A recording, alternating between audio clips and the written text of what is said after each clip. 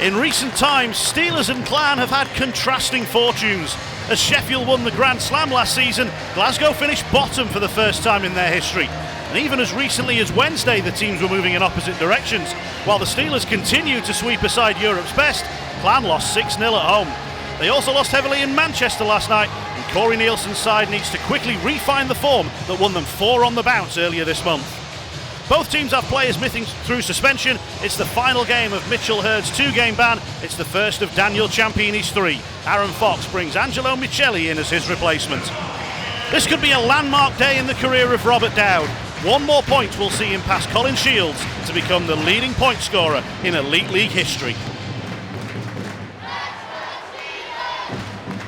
Steelers don't get out of the zone.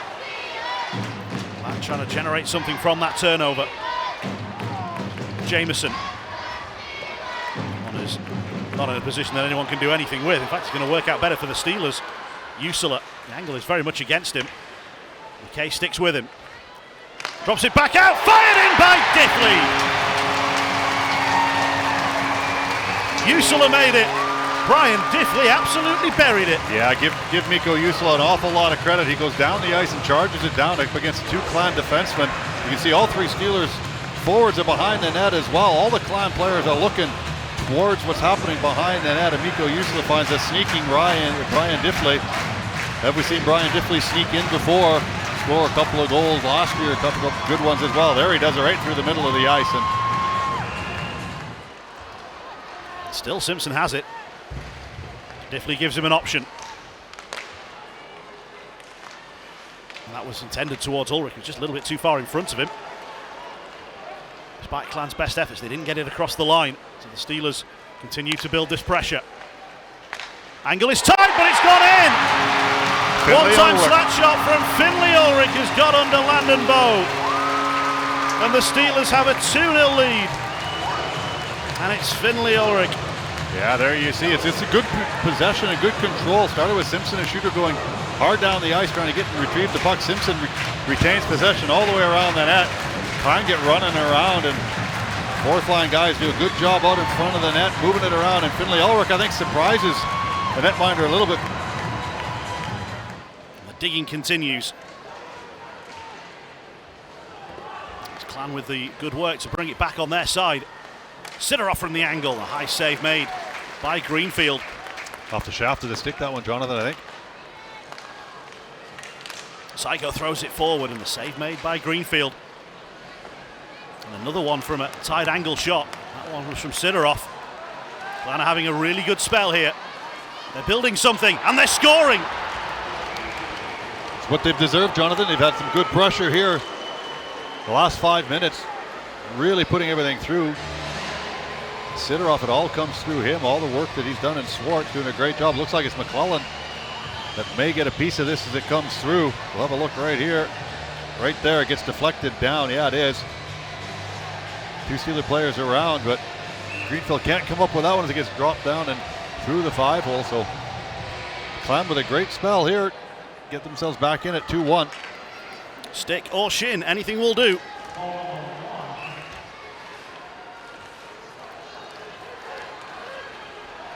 Skating from Finley, carried it all the way around. Still he has it. Now he drops it off. Shot is blocked, the follow-up is in! Clan are level. Saigo's got it. 2-2 here in Sheffield. I think it's going to end up as a shorthanded goal too, possibly, Jonathan, if they come out of the box. But yeah, a little unfortunate there. Block shot. Sossaman blocks it, and Saigo finds the rebound, and Greenfield can't quite react as he's sort of in between the first shot and the second shot. 50 seconds left to go. All to play for by the looks of it now. 3rd period coming up. Steelers do have the power play here. 30 seconds left. But here you'll see Sossaman doing a good job. Gets the block. Actually hits his back trailing leg, and then it's a nice finish on the rebound stick side.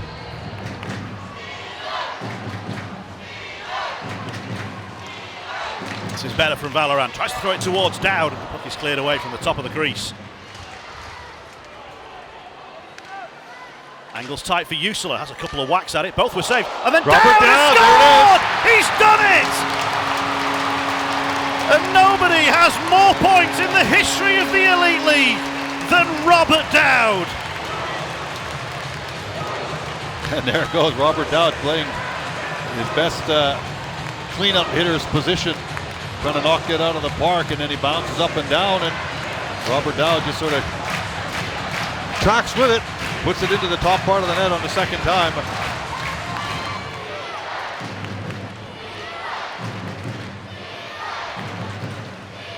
Third game in 4 days for Glasgow. Steelers played on Wednesday as well, but Clan were on the ice last night in Manchester. How much energy have they got left? They need to find plenty in the final 14 minutes.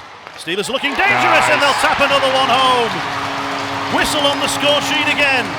It's his 6th of the season, and the Steelers are 4-2 up. What a fantastic play there. Whistle doing a good job going to the net. Good job out in front of the net. Net presence, and Michelli with a nice little pass cross crease. Whistle has the hardest job in the world putting it in an open net. As you said, Jonathan, Steelers coming out with purpose this period and have extended. That's a nice moment for Angelo Michelli. With a difficult start to his Steelers career, he's not had a lot of ice time. Whistle dishes it down low and gets it back. Levens. Cormier at the blue line. Whistle near side. Looking for a tip in, and he gets it! Tansey with a delicious touch. Again, Steelers do a good job retrieving the puck after it gets away from him a little bit. Brandon Whistle doing a good job here. Kevin Tansey even better job. Stick on the ice. Whistle just does a nice little high tip. You see this all the time, and good work down low by Usula down low, taking away the defenseman that has any sort of opportunity of coming out to Kevin Tansey. And Kevin Tansey just opens the wrist, lets it roll off and up into the top part of the net. Steelers now 1 for 3 on the power play. Have also conceded a short-handed goal. Although not really a traditional short-handed goal necessarily. One of those power plays only lasted a few seconds. And there's a goal for Clan. It's a classic counter. And they're back within 2. There's still time for them. Yeah, nice little 3-on-2.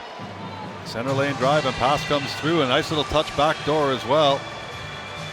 Greenfield not quite getting there. He's trying to stretch, and that's a nice little play. McCollum puts it into the open net. Second of the game for Tyson McClellan.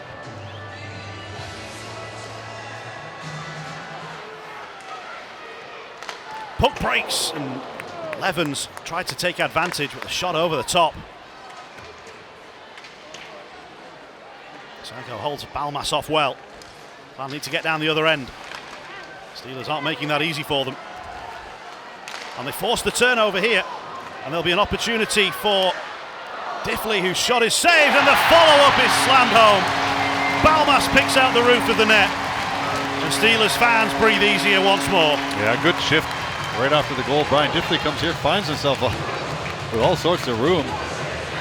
Good shot coming through. I think it goes off defenseman as well, and then Mitchell Balmas finds a little bit of an opening. Netminder can't quite slide over quick enough, and he gets it up into the roof of the net, but not sure what the Clan defenseman there was going skating back towards his goal about, and then gets dispossessed, and Steelers pounce with 3 guys, and that's the puck on a stick of somebody you don't want to in that area, isn't it? A decisive third period for the Steelers. From 2-2 to 6-3, and 2 points for the Sheffield Steelers. Now back to winning ways domestically after just picking up a single point last weekend. They are back in the win column with 2 more Elite League points added to their total. A goal and 2 assists for Brian Diffley, because he's worth it. He is the Steelers' man of the match here on a Saturday night.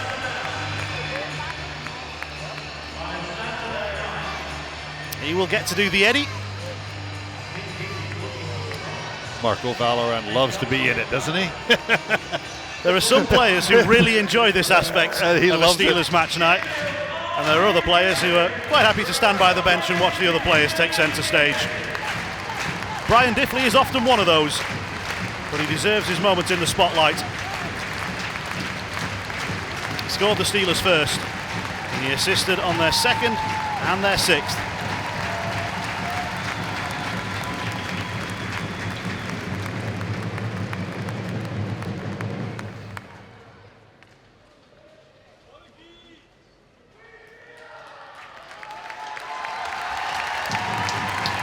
And there is Robert Dowd being presented with the puck with which he broke the Elite League's all-time points scoring record. 740 to take him past Colin Shields. He holds the record. We now just wait to see how far he can extend it. Firstly, Rob, a bit about the game. Congratulations, a very valuable 2 points. Yeah, massive 2 points for us to bounce back, obviously. Last weekend, results didn't go the way we wanted to go, and we wanted to react to that. I thought we had a great showing on Wednesday, and then I think we rolled it into tonight. I thought the first period we were very good.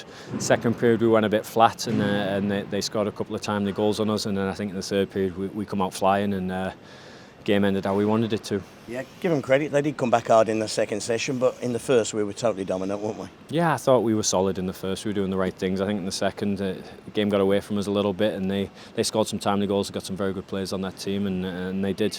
They scored some timely goals, even short benched. And yeah, I think the third period, that's where I think our depth kind of showed a little bit. Our four lines kind of took over. 2-2. It had to be you. It had to be that goal. It had to be that point, which has set an Elite League record. Just talk us through the goal straight away, because it wasn't a standard goal, was it? No, yeah, Miko threw the puck and it come out in the air, and I tried to swat it out the air, and I got good wood on it, and I think it surprised the goalie. It got him up high in the chest, and it popped back out for me just on my backhand. So took another swipe at it and crossbar it in. You had a couple of good looks in the first, didn't you? Yeah. Mitchell fed me through in the first. The goalie did well. The goalie made himself big and got a piece of it, and yeah, it was close to going there. But I'm glad it's done now, and just concentrate on hockey. As we walked here onto the bench, we said, crikey, this is like a different milestone almost every month or so here, but this is a big one. This is like proper, isn't it? The Elite League's all-time, point scoring record. That's something very special. Yeah, obviously to be up there in the conversation with some of those fantastic players like Colin Shields and David Clark, who obviously are up there. Just to be around those numbers is a bit surreal for me, to be honest. I grew up kind of watching them playing alongside those guys, and they're absolutely fantastic players and fantastic human beings. So many points to come though, and many years to play. yeah. Fingers crossed. Obviously, there's still a bit of life in the old dog, so I want to keep playing and keep contributing to the team and helping the guys. Coach, a 6-3 win for your team. How do you assess that? Yeah, I thought it was interesting. First 20 was okay. Thought we were pretty good, not great in the first. Second period was about as dull a 20 as I've seen from our group in a long time. And then the third was an outstanding 20 that we'd like to find ways to do that for extended periods of time throughout hockey games. I know it's a tough schedule with what we've went through at the Champions Hockey League and the midweek and all the travel. But if we want to take the league campaign serious, we've got to find a way to play 60 minutes. And we played 40 pretty good minutes tonight and 20 not good at all. And we were lucky that it was only 2-2 game probably after that middle 20. But I thought we saved our best for the third and got the job done, which is the most important thing. But it's we know that we're going to get most teams' best every night right now, and 8,000 people here again tonight, and the success we've had kind of maybe puts a little bit of a target on our back. But we've got to find ways through that type of stuff, and I'm glad we came out in the third like we did. Were there some harsh words during that second intermission? Because it was noticeable from the first shift. Tansy is playing with fire, puts in a big hit. There seemed to be just much more intensity from the team. Yeah, you know me. I'm not a guy that airs out dirty laundry here in front of the mic. What's said in our room stays in our room, usually good or bad. So we had a good conversations. But here on the mic, I'm sure you will say plenty of good things about Robert Dowd, now the Elite League's all-time point scorer. Yeah, obviously, congrats to Robert. What an accomplishment, what an achievement. I'm glad he got it done tonight. I know when the goal the goal record was, I think a year ago, it strung out a little bit, and you could see, you know what I mean, just the stress that can put somebody under too. So I'm glad we got that out of the way tonight. And now what he adds on top of that is going to be very, very hard to catch by anybody. Couldn't happen to a better guy, and just happy for him. Opportunity in the lineup for an Elite League game for Angelo Michelli tonight. He picked up an assist. How do you assess his overall performance? Yeah, I thought he played well, especially the third. I think he made 3 or 4 great little soft plays in the period there that created offense for us. So it was good to get him in and good to see him contribute. And like I said, I liked his game tonight. Thought he's a guy that really will make plays and can kind of different pace the game a little bit in the O-zone. So it was nice to see. What are you doing to manage the players' sort of fitness levels? Because it's another long road trip tomorrow and back in again on for a game on Wednesday. It's a lot of hockey and not a lot of space of time. Yeah, it's not easy. I think we'll do our best with the depth. Bringing Finn tonight, we'll use Finn again tomorrow as well, so that we can continue to play 4 lines. If you look at our time on ice, we don't overplay guys as well. We kind of try to roll 4 through these extended situations where we have all these midweeks. Our defensemen are playing, but usually at 22, 23 at the most. So we do our best to management, and then during the week, we try to ease that load as best we can while staying in hockey shape. And again, early doors here though, so it's one that might bite you later on in the year, but I think we'll be okay for now. It is still, of course, early in the year, but a lot has been made about the Steelers' power play numbers not being quite where they were last year. So how pleasing to get a power play goal there in the third period. Yeah, it was good. I think we had 3 if you count the 15 seconds on the other one. So again, 1 for 2 tonight. We'll call that 1 for 2 tonight. And I thought, we didn't get great looks on the first one, but it's a little bit of a work in process, and it's something that with the group we have, there's not much change in the personnel that we've had from last year. So it's just maybe a little bit of confidence or trying to do a little bit too much, simplifying things a little bit. But we'll get it there. Coach, can you give us your immediate thoughts following this game tonight? I thought we were fantastic. We outworked, outcompeted, outplayed the best team on paper in the league. We were fantastic for 2 periods, showed a lot of desperation, a lot of heart. It was a great performance up until obviously the third goal, which was a high stick. I mean, it's not hard to see. You can't challenge it. It's all 4 officials missed it. It happens, but that's a huge turning point in the game for us. Obviously, when you're short, down bodies, first pairing D playing forward. And I'm just so proud of the guys for how they competed and how they played. Until that moment, it was a game that we could have turned on its head. But it's just you can't chase a team as good as Sheffield down goals in the third period. They just set up their trap, and they're good. They're a good hockey team. And how much more challenging is it when it's your third game in 4 nights? You know what? I think we've done a really good job as a group of we've got a good staff taking care of the guys. We provide well for them on the road. They get their meals. They get all their supplements. We have a good trainer. They have everything they need. Of course, you're never going to be as fresh, and you're playing a Sheffield team who is fresh, and down bodies is tough. But we had a game plan, and I'm really proud of the guys. They stuck to it.